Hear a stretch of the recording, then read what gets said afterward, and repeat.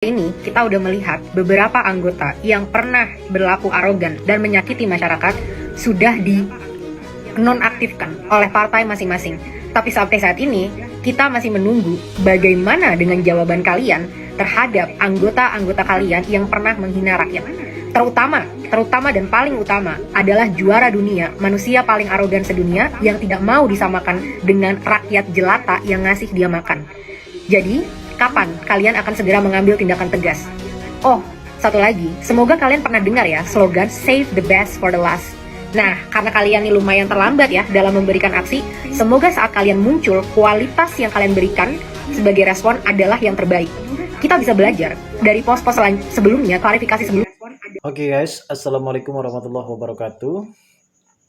Kembali lagi bareng saya di channel ini yang tentunya akan memberikan sebuah spoiler ataupun berita yang cukup lebih menggelegar dan cukup lebih mengejutkan tentang adanya video yang terviral, yaitu Mbak Salsa mengkritik tentang adanya beredarnya video dari partai PDIP. Salsa Erwina berharap PDIP bisa lebih tegas, bukan hanya sekedar menonaktifkan kader yang dinilai masih abu-abu, tetapi benar-benar memecatnya secara permanen, baik dari partai maupun dari DPR RI, guys. Setelah kemarin kita mengetahui sendiri Mbak Salsa ini sempat menyinggung kepada mantan wakil ketua DPR Komisi 3, yaitu Ahmad Syaroni, kini ia kembali disoroti tentang sindiran keras terhadap anggota DPR. Salsa Erwina kritik keras PDIP, sindir anggota DPR bicara gaji tapi minim kinerja. Seorang kreator muda, Salsa Erwina Huta Galung kembali menjadi sorotan publik setelah melontarkan kritikan pedas terhadap anggota DPR dan dari PDIP.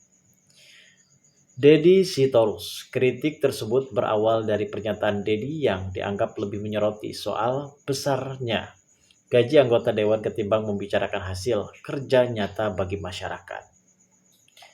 Dalam video yang viral di TikTok, Salsa menilai sikap tersebut mencerminkan menantalis buruk seorang wakil rakyat.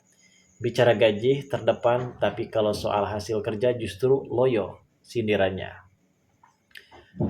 Tak berhenti di situ, Salsa juga membandingkan sistem politik Indonesia dengan negara-negara Skandinavia seperti Swedia. Menurutnya, di sana para anggota parlemen tidak mendapatkan tunjangan rumah, para anggota parlemen pun tidak mendapatkan tunjangan rumah maupun mobil. Gaji mereka pun setara karyawan biasa, namun para wakil rakyat tetap bekerja keras.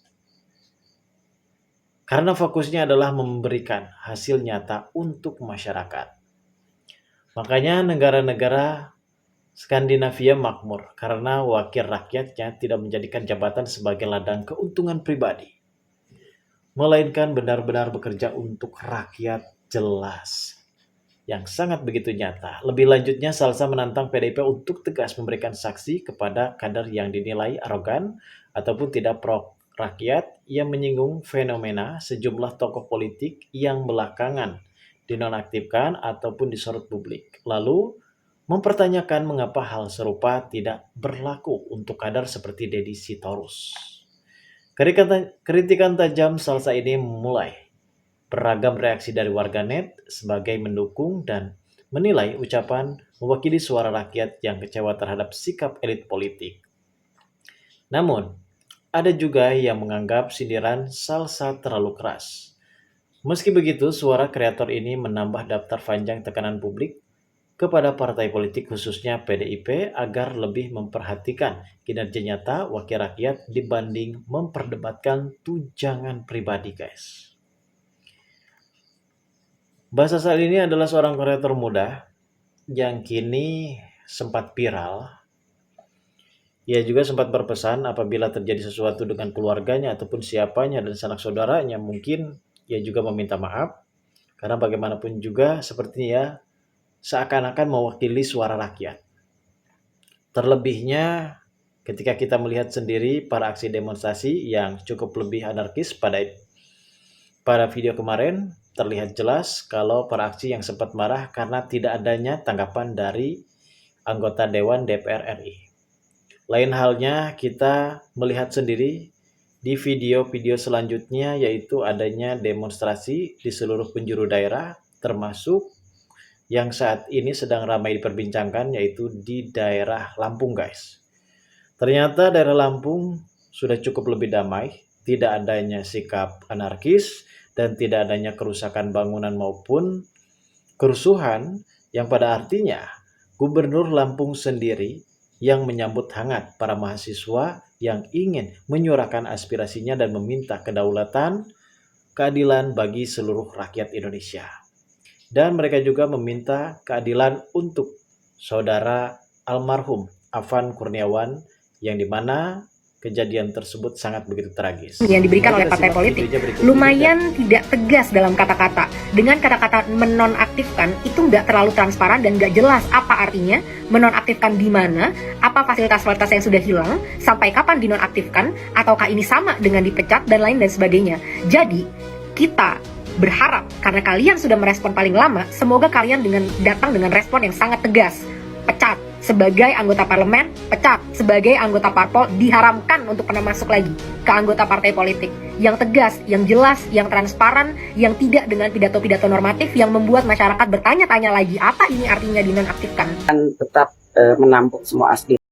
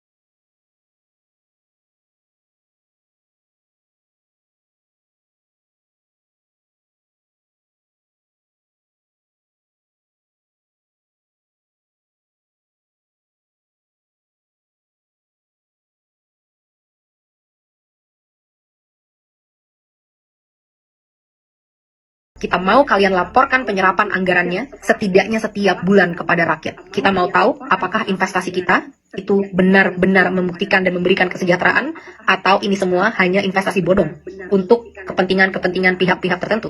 2. Rampingkan segala anggaran. Tidak ada tunjangan-tunjangan ini, itu, tunjangan beras, dan lain sebagainya. Dan rampingkan jumlah anggota DPR. Bersihkan DPR dari pengkhianat-pengkhianat rakyat.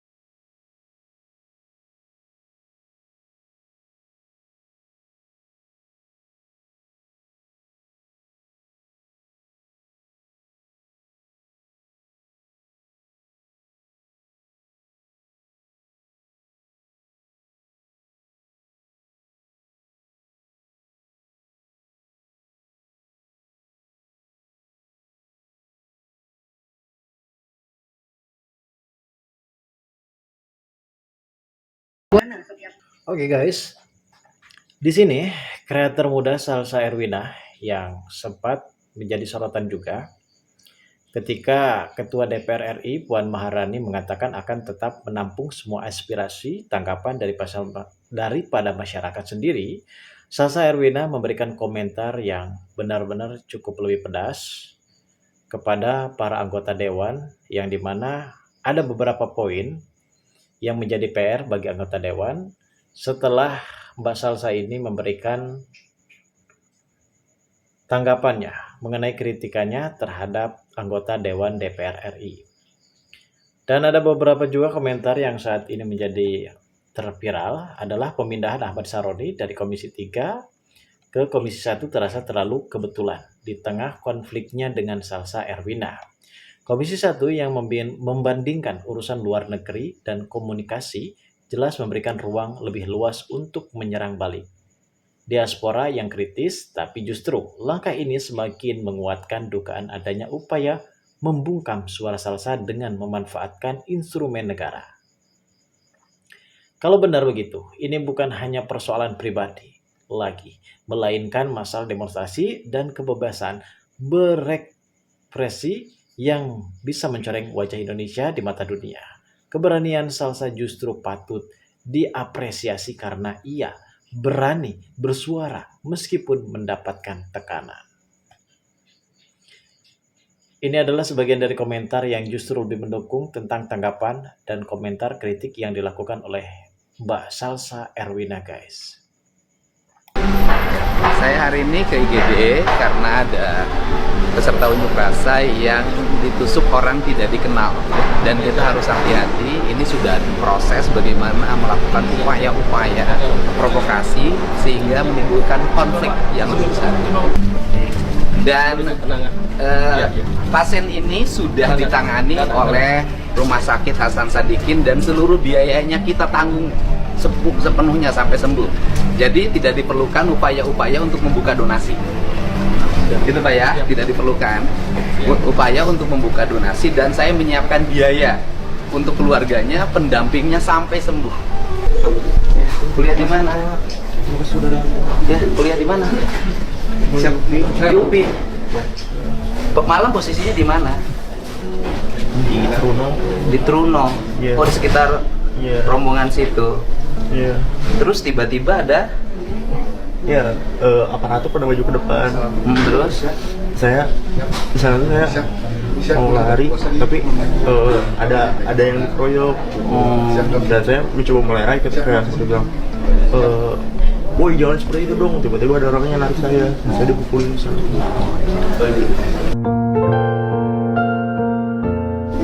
siapa yang terima? Ini kakaknya. Ada. Iya. Oh, gitu. Ada. Tuh ya. Ini nitip untuk ibu nungguin di sini. Iya, Ya. Itu Pak. 30 juta. Iya, iya. Ibu nitip di sini nungguin untuk biaya makannya, biaya hal-hal lain yang dibutuhkan. Tapi seluruh pengobatannya sudah saya jamin sampai sembuh sampai pulang. Tidak usah lagi minta pada siapapun. Tidak masuk Ya. bener. Bang Ali. Bu mah teu kedah nyamutanan tos tanggung jawab abdi. Nya atuh Iya, dong. yang dialihkan nanti barusan dari Pak Gubernur ngasih dana ini dari Pak Gubernur barusan itu Nya nitip. Ayo.